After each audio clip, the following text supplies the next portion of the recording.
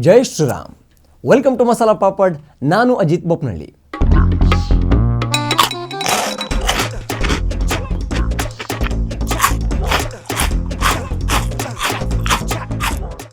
ಬಾಂಗ್ಲಾದೇಶದಲ್ಲಿ ಹಿಂದೂಗಳ ಮೇಲೆ ಆಗ್ತಾ ಇರೋ ಅನ್ಯಾಯವನ್ನು ಇಡೀ ಜಗತ್ತು ನೋಡ್ತಾ ಇದೆ. ಅಲ್ಲಿ ಹಿಂದೂಗಳ ಕಗ್ಗೊಲೆ, ಅಂಗಡಿ ಮನೆಗಳನ್ನು ಟಾರ್ಗೆಟ್ ಮಾಡಿ ಲೂಟಿ ಮಾಡಲಾಗ್ತಾ ಇದೆ. ಹೊಸ ಪ್ರಧಾನಿ ಕೂಡ ಹಿಂದೂ ವಿರೋಧಿ ಆಗಿರೋದಕ್ಕೆ ಪೊಲೀಸ್ ಹಾಗೂ ಆರ್ಮಿಯನ್ನು ಬಿಟ್ಟು ಹಿಂಸಾಚಾರಕ್ಕೆ ಇನ್ನಷ್ಟು ಪುಷ್ಟಿ ಕೊಡ್ತಾ ಇದ್ದಾನೆ. ಬಾಂಗ್ಲಾದೇಶದ ಹಿಂದೂಗಳನ್ನು ರಕ್ಷಿಸಿ ಅಂದರು ಅಂತ ಇಸ್ಕಾನ್ ಗುರು ಚಿನ್ಮಯ್ ದಾಸ್ ಬ್ರಹ್ಮಚಾರಿಯನ್ನು ಅರೆಸ್ಟ್ ಮಾಡಲಾಗಿತ್ತು. ಅಲ್ಲಿಗೆ ಯಾರೊಬ್ಬರು ಕೂಡ ಅನ್ಯಾಯದ ವಿರುದ್ಧ ಮಾತಾಡೋ ಹಾಗಿಲ್ಲ ಅನ್ನೋ ಅಂಧಾ ದರ್ಬಾರ್ ಶುರುವಾಗಿದೆ. ಹಿಂದೂಗಳನ್ನು ಒಂದು ಮಾಡಿ ಪ್ರತಿಭಟನೆ ಮಾಡಿದ್ದೇ ಮಹಾ ಅಪರಾಧವಂತೆ. ಇದಕ್ಕಾಗಿ ದೇಶದ್ರೋಹದ ಕೇಸ್ ದಾಖಲಾಗಿರೋದು. ಇಸ್ಕಾನ್ ಗುರು ಬಂಧನದ ಬೆನ್ನಲ್ಲೇ ಬಿಡುಗಡೆಗಾಗಿ ಭಾರೀ ಪ್ರತಿಭಟನೆ ಶುರುವಾಗಿದೆ. ಹಿಂದೂಗಳು ಕೋರ್ಟ್ ಎದುರು ಭಾರೀ ಸಂಖ್ಯೆಯಲ್ಲಿ ಜಮಾವಣೆಯಾಗಿದ್ದರು. ಕೃಷ್ಣದಾಸ್ ನ್ಯಾಯಾಲಯಕ್ಕೆ ಹಾಜರುಪಡಿಸಲಾಗಿತ್ತು. ಆದರೆ ನ್ಯಾಯಾಲಯ ಜಾಮೀನು ಕೊಡಲ್ಲ ಅಂತ ಹೇಳ್ತು. ಇದರಿಂದ ಪ್ರತಿಭಟನೆ ಹೆಚ್ಚಾಯಿತು. ಇನ್ನೊಂದು ದೊಡ್ಡ ದುರಂತ ಏನಾಗಿದೆ ಗೊತ್ತಾ? ಅಲ್ಲಿನ ಮುಸ್ಲಿಮರಿಂದ ಕೋರ್ಟ್ ಹೊರಗಡೆ ನಡೆದ ಪ್ರತಿಭಟನೆಯಲ್ಲಿ ಕೃಷ್ಣದಾಸ್ ವಕೀಲರ ಹತ್ಯೆ ಮಾಡಲಾಗಿದೆ. ಇಸ್ಕಾನ್ ಗುರುವಿನ ಪರ ವಾದ ಮಾಡೋಕ್ಕೆ ಬಂದಿದ್ದು ಒಬ್ಬ ಮುಸ್ಲಿಂ ವಕೀಲ. ಆದರೆ ಅಲ್ಲಿನ ಮತಾಂಧರ ಕಣ್ಣಲ್ಲಿ ಆತ ಕೂಡ ದ್ರೋಹಿಯಾಗಿದ್ದ. ಧರ್ಮ ದ್ರೋಹಿ ಪಟ್ಟವನ್ನು ಹೊರಿಸಿದ್ರು, ಜೀವವನ್ನು ಕಸಿದುಕೊಂಡ್ರು. ಸೈಫುಲ್ ಇಸ್ಲಾಂ ಅಲಿಫ್ ಅನ್ನೋರು ಇಸ್ಕಾನ್ ಗುರುಗಳ ವಕೀಲರಾಗಿದ್ದರು. ಇದನ್ನು ಅಲ್ಲಿನ ಮುಸ್ಲಿಂ ಸಂಘಟನೆ ಒಪ್ಪಲೇ ಇಲ್ಲ.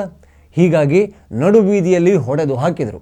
ಆತ ಕೂಡ ಒಬ್ಬ ಮುಸ್ಲಿಂ ಅನ್ನೋದನ್ನು ಆಲೋಚನೆ ಮಾಡಲೇ ಇಲ್ಲ ಅಂದರೆ ಅವರ ಹೃದಯದಲ್ಲಿ ಎಷ್ಟು KG ವಿಷ ಇರ್ಬೋದು ಅನ್ನೋದನ್ನು ಲೆಕ್ಕ ಹಾಕಿ.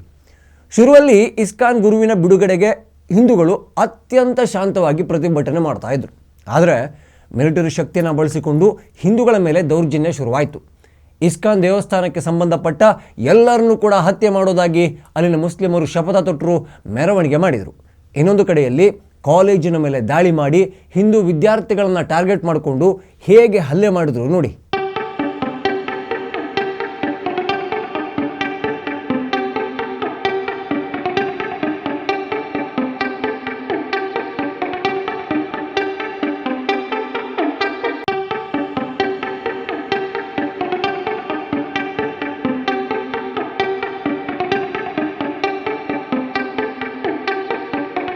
ಇನ್ನೊಂದು ವಿಡಿಯೋನ ನೋಡೋಕೆ ಕಷ್ಟ ಇದೆ. ಹಿಂದೂಗಳ ಹೆಣವನ್ನು ರೋಡಲ್ಲಿ ಸಾಲಾಗಿ ಮಲಗಿಸಿ ಬೆಂಕಿ ಇಟ್ಟರು, ರಣಕೇಕೆ ಹಾಕಿದರು.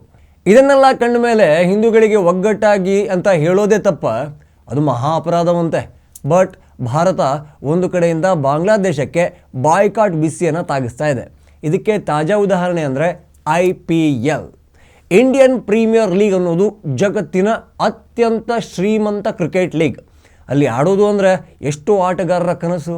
ಜಗತ್ತಿನ ಬೇರೆ ಬೇರೆ ದೇಶಗಳಿಂದ ಭಾರತಕ್ಕೆ ಬರ್ತಾರೆ, ಆಡ್ತಾರೆ, ಇಷ್ಟಿಷ್ಟು ದುಡ್ಡು ಮಾಡಿಕೊಂಡು ಹೋಗ್ತಾರೆ. ಆದರೆ ಈ ಸಲ ಆಕ್ಷನ್ನಲ್ಲಿ ಒಬ್ಬನೇ ಒಬ್ಬ ಬಾಂಗ್ಲಾ ಆಟಗಾರರನ್ನು ಯಾವ ತಂಡ ಕೂಡ ಖರೀದಿ ಮಾಡಿಲ್ಲ. ಇದು ಆಟಗಾರರಿಗೆ ಮಾತ್ರವಲ್ಲ, ಇಡೀ ದೇಶಕ್ಕೆ ಬಿಗ್ ಲಾಸ್. ಬಾಂಗ್ಲಾದೇಶ ಕ್ರಿಕೆಟ್ನಲ್ಲಿ ಸಾಕಷ್ಟು ಹೆಸರು ಮಾಡಿದೆ. ಅನೇಕ ಬೆಸ್ಟ್ ಕ್ರಿಕೆಟರ್ಸ್ ಅಲ್ಲಿದ್ದಾರೆ. ಆದರೆ ಅವರನ್ನು IPL ಒಳಗೆ ಭಾರತ ಬಿಟ್ಟುಕೊಳ್ಳೇ ಇಲ್ಲ. ಇದೊಂದು ಮೆಗಾ ಸ್ಟ್ರೋಕ್. ಅನ್ನಕ್ಕೆ ಗತಿ ಇಲ್ಲದೆ, ಗೋಧಿಗೆ ದಾರಿ ಇಲ್ಲದೆ ಬದುಕ್ತಾ ಇರೋ ಪಾಕಿಸ್ತಾನ ಕೂಡ ಕ್ರಿಕೆಟ್ ಆಟದಿಂದಲೇ ಸ್ವಲ್ಪ ಉಸಿರಾಡ್ತಾ ಇರೋದು. ಆದರೆ ಪಾಕಿಸ್ತಾನದಲ್ಲಿ ಯಾವುದೇ ಕಾರಣಕ್ಕೂ ಕ್ರಿಕೆಟ್ ಆಡೋದಿಲ್ಲ ಅಂತ ಭಾರತ ಸ್ಪಷ್ಟವಾಗಿ ಹೇಳಿದೆ. ಅದೇ ಥರ ಇನ್ನು ಮುಂದೆ ಬಾಂಗ್ಲಾದೇಶವನ್ನು ಬಾಯ್ಕಾಟ್ ಮಾಡೋ ಸೂಚನೆ ಸಿಕ್ಕಿದೆ.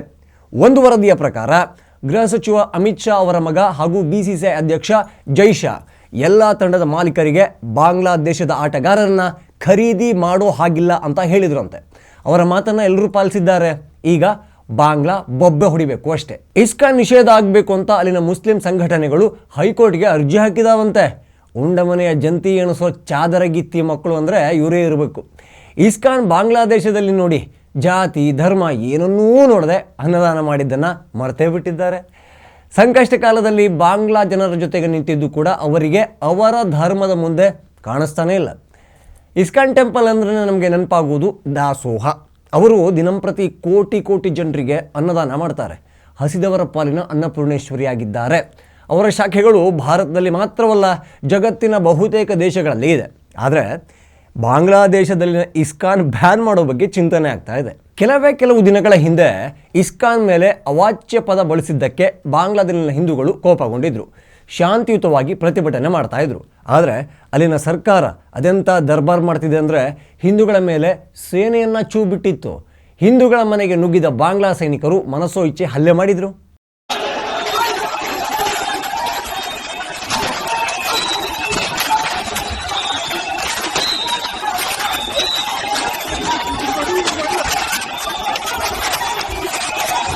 ಈಗ ಇಸ್ಕಾನ್ ಅನ್ನೋದು ಒಂದು ಭಯೋತ್ಪಾದಕ ಸಂಘಟನೆ ಅನ್ನೋದನ್ನು ಅಲ್ಲಿನ ಆರ್ಮಿ ಹೇಳ್ತಾ ಇದೆ.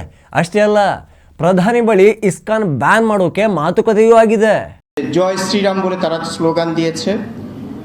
এছাড়া আমাদের ফেসবুকে এই সংক্রান্ত যে বিভিন্ন প্রচারণা সেখানকার যে সম্পৃক্ততা সেটা এবং গোয়েন্দা তথ্য সবকিছু বিচার বিশ্লেষণ করে আমরা এখন পর্যন্ত জানতে পেরেছি ইসকন সমর্থকরাই এই ধরনের ঘটনার সাথে জড়িত রয়েছে। আমরা জেনেছি তারা ইসকন সমর্থক আর কি বেশিরভাগই।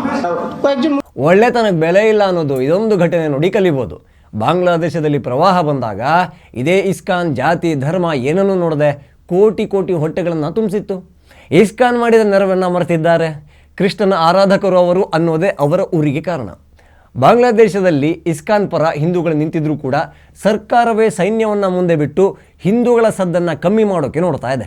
ಇಸ್ಕಾನ್ ಅವರ ಮೇಲೆ ಕೂಡ ಅಲ್ಲಿ ಹಲ್ಲೆ ಆಗ್ತಾ ಇದೆ, ಈಗ ಅರೆಸ್ಟ್ ಕೂಡ ಆಗಿದೆ.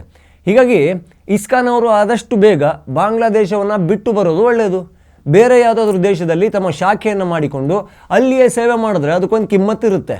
ಈ ಮತಾಂಧರಿಗೆ ಅನ್ನ ಹಾಕಿದರೂ ಕೂಡ ಧರ್ಮ ಅಂತ ಬಂದಾಗ ಅವರು ತಮ್ಮ ಧರ್ಮದಲ್ಲದವರ ವಿರುದ್ಧವೇ ಕತ್ತಿ ಹಿಡ್ಕೊಂಡು ನಿಲ್ತಾರೆ. ಇಸ್ಲಾಂ ಧರ್ಮವೇ ಅವರಿಗೆ ಶ್ರೇಷ್ಠ. ಇಸ್ಕಾನ್ ಮಾಡಿದ ಸೇವೆ 1% ಕೂಡ ಅವರ ಧರ್ಮದ ಯಾವುದೇ ಸಂಸ್ಥೆ ಮಾಡ್ತಾ ಇಲ್ಲ. ಕಷ್ಟದಲ್ಲಿ ನೆರವಾದವರನ್ನು ಈಗ ಮರಿತಾ ಇದ್ದಾರೆ. ಉಗ್ರ ಸಂಘಟನೆಯನ್ನು ಹಣೆಪಟ್ಟಿಯನ್ನು ಕೊಟ್ಟಿದ್ದಾರೆ. ಕೃಷ್ಣನ ಭಕ್ತರಿಗೆ ಮಾಡಿದ ಅಪಮಾನ ಇದು. ಹಿಂದೂಗಳ ಮೇಲೆ ಬಾಂಗ್ಲಾದೇಶದ ಪೊಲೀಸರು ಹಾಗೂ ಸೈನ್ಯದ ಅಟ್ಟಹಾಸ ಮಿತಿ ಮೀರಿದಾಗ ಇಸ್ಕಾನ್ ನೆರವಿಗೆ ಬಂದಿತ್ತು. ಈ ವಿಚಾರವಾಗಿ ಮೋದಿಯವರು ಮಧ್ಯಸ್ಥಿಕೆ ವಹಿಸಬೇಕು ಅಂತ ಇಸ್ಕಾನ್ ಕೇಳಿಕೊಂಡಿತ್ತು. ಹಿಂದೂಗಳ ಪರವಾಗಿ ಇರೋದು ಮುಸ್ಲಿಮರ ಕಣ್ಣನ್ನು ಕೆಂಪು ಮಾಡಿತ್ತು. ಇಸ್ಕಾನ್ ಒಂದು ಉಗ್ರ ಸಂಸ್ಥೆ ಅನ್ನೋದಕ್ಕೆ ಅಷ್ಟೇ ಸಾಕಾಯಿತು. ಈಗ ಬ್ಯಾನ್ ಮಾಡೋ ಬಗ್ಗೆ ಆಲೋಚನೆ ಆಗ್ತಾ ಇದೆ. ಇಸ್ಕಾನ್ ಬ್ಯಾನ್ ಆದರೆ ಬಾಂಗ್ಲಾದೇಶದಲ್ಲಿ ಯಾರಿಗೆ ನಷ್ಟ? ಖಂಡಿತ ಬಾಂಗ್ಲಾದೇಶಕ್ಕೇ ನಷ್ಟ. ಇಸ್ಕಾನ್ನಲ್ಲಿಂದ ಹೊರಗೆ ಬಂದರೆ ಇನ್ನೊಂದು ಕಡೆಯಲ್ಲಿ ತನ್ನ ಸೇವೆಯನ್ನು ಮುಂದುವರಿಸುತ್ತೆ.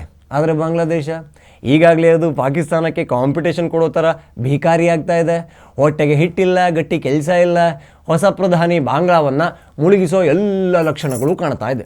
ಈ ನಡುವಲ್ಲಿ ಸಮಾಜಕ್ಕಾಗಿ ಬದುಕೋ ಇಸ್ಕಾನ್ ಸಂಸ್ಥೆಯನ್ನು ಟೆರರಿಸ್ಟ್ ಆರ್ಗನೈಸೇಷನ್ ಅಂತ ಕರೆದು ನಿಷೇಧ ಹೇರೋಕ್ಕೆ ಮುಂದಾಗಿದೆ. ಹುಚ್ಚು ಹೆಚ್ಚಾದರೆ ಏನಾಗುತ್ತೆ ಅನ್ನೋದಕ್ಕೆ ಇದೊಂದು ಉದಾಹರಣೆ. ಇಸ್ಕಾನ್ ನಿಷೇಧಿಸಬೇಕು ಅಂತ ಬಾಂಗ್ಲಾದಲ್ಲಿ ಮುಸ್ಲಿಂ ವ್ಯಾಪಾರಿಯೊಬ್ಬ ಪೋಸ್ಟ್ ಮಾಡಿದ್ದ. ಅದನ್ನು ಖಂಡಿಸಿ ಹಿಂದೂಗಳು ಸೂಕ್ತ ಕ್ರಮವನ್ನು ತಗೋಬೇಕು ಅಂತ ಪ್ರತಿಭಟನೆ ಮಾಡಿದರು. ಹಿಂದೂಗಳು ಹಾಗೂ ಇಸ್ಕಾನ್ ಮನವಿ ಮಾಡಿದರೆ ಅದಕ್ಕೆ ಬೆಲೆಯೇ ಇರಲಿಲ್ಲ. ಇಸ್ಕಾನನ್ನು ಭಯೋತ್ಪಾದಕ ಸಂಘಟನೆ ಅಂತ ಕರೆದಿದ್ದ ವ್ಯಾಪಾರಿ ಉಸ್ಮಾನ್ ಮೊಲ್ಲಾ ಫೇಸ್ಬುಕ್ ಪೋಸ್ಟ್ ದೇಶಾದ್ಯಂತ ಗದ್ದಲ ಮಾಡಿತು. ಆದರೆ ಆತನಿಗೆ ಅಲ್ಲಿನ ಸರ್ಕಾರ ರಕ್ಷಣೆ ಕೊಡ್ತು. ಬಾಂಗ್ಲಾದೇಶದ ಭದ್ರತಾ ಪಡೆಗಳು ಚಿತ್ತಗಾಂಗ್ನಲ್ಲಿ ಹಿಂದೂಗಳ ಮೇಲೆ ದಾಳಿ ಮಾಡಿದ್ರು. ಹಿಂದೂಗಳು ಅಲ್ಪಸಂಖ್ಯಾತರಾದರೆ ಏನಾಗುತ್ತೆ ಅನ್ನೋದಕ್ಕೆ ಇದೊಂದು ನಿದರ್ಶನ. ಬಾಂಗ್ಲಾದೇಶದಿಂದ ನಮ್ಮ ಭಾರತೀಯರು ಕಲಿಯೋದು ತುಂಬ ಇದೆ. ಡಿಯರ್ ಹಿಂದೂಗಳೇ, ನಿದ್ದೆ ಆಯ್ತಾ? ಟೀ ಮಾಡಿಕೊಡ್ಲಾ? ಟಿ ವಿ ವಿಕ್ರಮದ ಎಲ್ಲ ವಿಡಿಯೋಗಳಿಗಾಗಿ ನಮ್ಮ ಚಾನಲ್ನ ಫಾಲೋ ಮಾಡಿ. ಇನ್ನು ಯಾರೆಲ್ಲ ಸಬ್ಸ್ಕ್ರೈಬ್ ಮಾಡ್ಕೊಂಡಿಲ್ವೋ ಈ ಕೂಡಲೇ ಮಾಡ್ಕೊಳ್ಳಿ. ನಿಮ್ಮ ಬೆಂಬಲ ಪ್ರೋತ್ಸಾಹ ನಮ್ಮ ಮೇಲೆ ಯಾವಾಗಲೂ ಇರಲಿ. ಜೈ ಶ್ರೀರಾಮ್. ಟಿವಿ ವಿಕ್ರಮ, ದೇಶ ನಿಮ್ಮ ಕೈಯಲ್ಲಿ. ಈ ಕಾರ್ಯಕ್ರಮ ನಿಮಗೆ ಇಷ್ಟ ಆಗಿದ್ದಲ್ಲಿ ಲೈಕ್, ಶೇರ್ ಹಾಗೂ ಕಮೆಂಟ್ ಮಾಡಿ. ಟಿವಿ ವಿಕ್ರಮದ ಕಾರ್ಯಕ್ರಮಗಳನ್ನು ನಿರಂತರವಾಗಿ ವೀಕ್ಷಿಸಲು ಸಬ್ಸ್ಕ್ರೈಬ್ ಮಾಡಿ, ಬೆಲ್ ಐಕನ್ ಒತ್ತಿ.